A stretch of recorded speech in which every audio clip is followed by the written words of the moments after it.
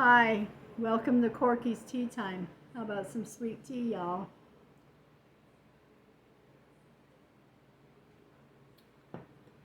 Ice cubes melt so fast. I had some ice water earlier and the ice, it's so hot and the ice just melted. We went to I'm just moving the camera back a little bit. We went to the farmer's market today. And there was a shop there. This is a really kind of a different farmer's market. And what it is I've seen videos of them before where it's inside of a building, concrete floor, and you have your different markets, your little shops. Anyways, we stopped at this one here called the Tea Madam. They have come a long way. When they first came to town, I remember they just had all their tea in just plain brown paper bags on the table. And I see what else, they've got a menu now and everything. It's really nice, so I'll be stocking up on more from her. And so I picked up an organic Darjeeling.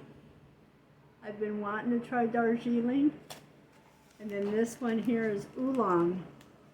I'm going to be like Queen Victoria and have some oolong tea. Isn't that cool? I think that's cool. And then we got some chocolates. Yeah, we'll have that later. And then there was a cookie shop. And it's called Oatmeal Only. And their cookies are only made with oatmeal. And the guy next to me was so excited to know that they had oatmeal cookies with no raisins in them. He was so happy. And there was a meat market there. We didn't pick up any meat because we didn't know how long we were going to be out in the heat. But I saw this license plate frame.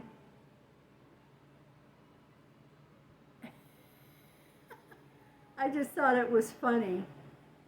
And my husband goes, "Are you really going to put that on the back of the car?" I said, "Yes, I am. I think somebody will get a chuckle out of it. I guess somebody a little humor somewhere." Now, one of the things that I'm doing about making this video is we are trying to sell our house, okay? And we're having problems, okay? And what the problem is, not the interior, not the exterior, but the community. The community has changed. There used to be a different culture of people who lived here, and one by one they sold their places, but we didn't care. We didn't think anything of it. We just thought, okay, we have a new Hispanic neighbor and a new Hispanic neighbor over there, and now there's a new Hispanic neighbor there and a Hispanic neighbor over there. And we thought, what's the difference between Hispanic or anybody else? We're all human beings, right? Well, they're not nice people. They don't talk to us. It's very lonely living here. No relationships at all. Nothing. Nothing. They'll have 10, 12 cars in their driveway. None of them run. None of them are licensed. Tabs are expired or whatever. But every day they're working on a vehicle. Or they'll bring home big work trucks, not semis, not your regular pickup truck, but they will bring home the big, like box trucks and stuff, like construction site trucks, And there's one that lives over here, and when he would come home at night, he had on, how they have light bars on top of the truck so that they could do a construction site, light up a construction site at night. He would come in the neighborhood like that.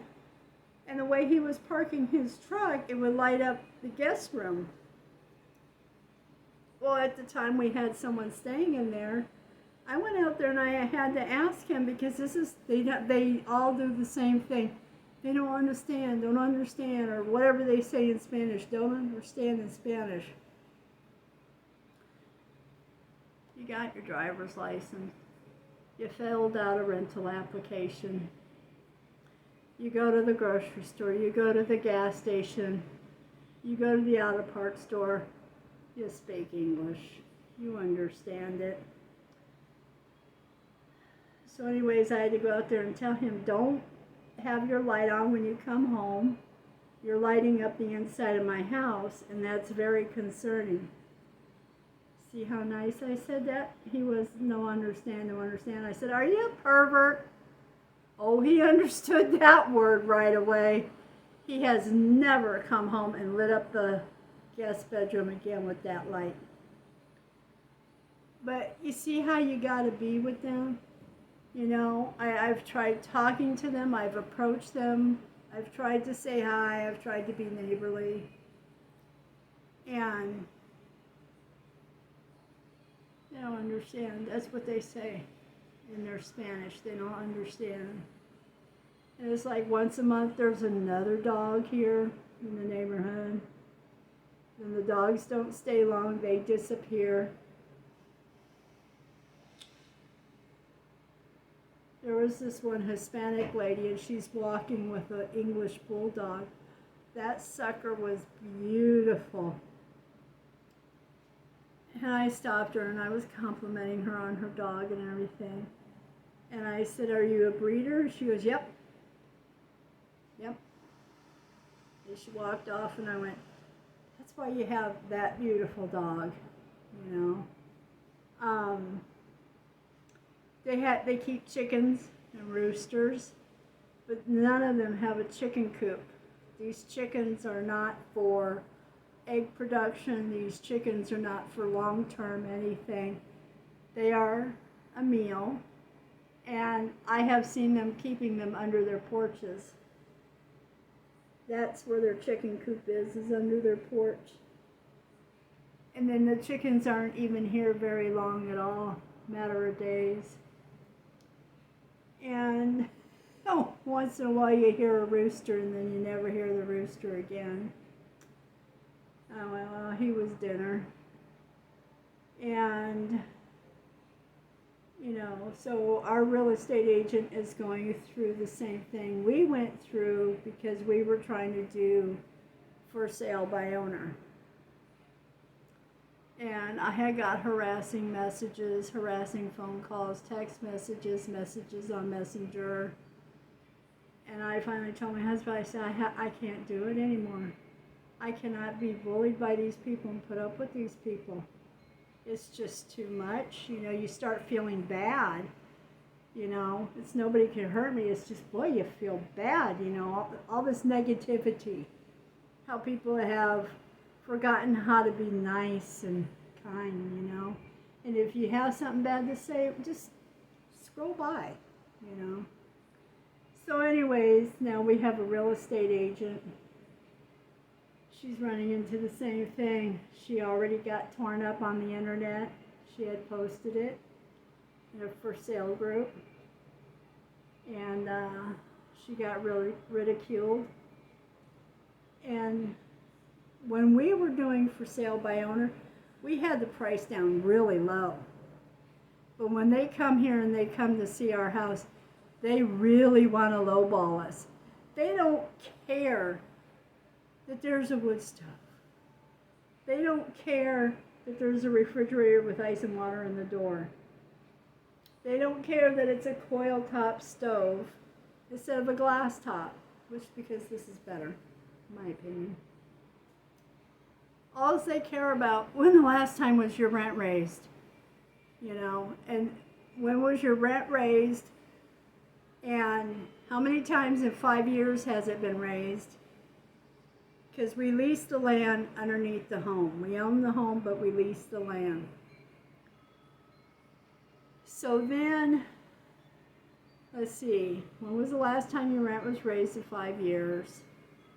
And then there's these other petty questions that they ask, and when they're asking these petty questions, they're not really interested in it. They again want you to accommodate them because they can't afford it. They want it, but they can't afford it, so they're just going to bombard you with these BS questions that are irrelevant to them because they can't afford it. And like my husband said, many people are jealous. you know? And that's why they're being the way that they're being. I'll tell you what put the icing on the cake. 11:20 p.m., 4th of July. I swear they were doing it on purpose, okay? The fireworks in the front of the house coming this way to the front of our house. Those folks back there had fireworks coming this way. It was unsafe to step outside. I'm sure one of us would have been burnt if we went outside to tell people, stop, just stop, okay? We couldn't even step outside our door. And you know what? They are not blowing up fireworks to celebrate the 4th of July. They're just blowing up stuff to blow up stuff. That's what they're doing, you know? So 11:20 at night, I call the police because 4th of July, 11 p.m., it is illegal to fire off fireworks after 11 p.m. So 11:20, I called the police. They're not coming.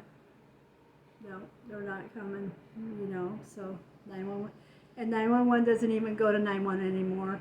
It goes to this other department, and then they decipher if you really need 911 or not, you know. And then what they do is they try to talk you through it.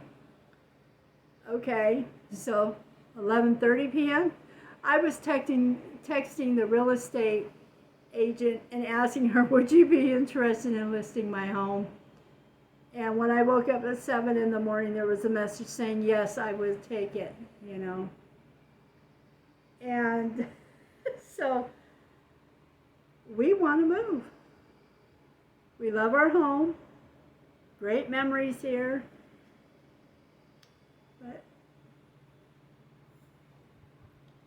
But it's time to go.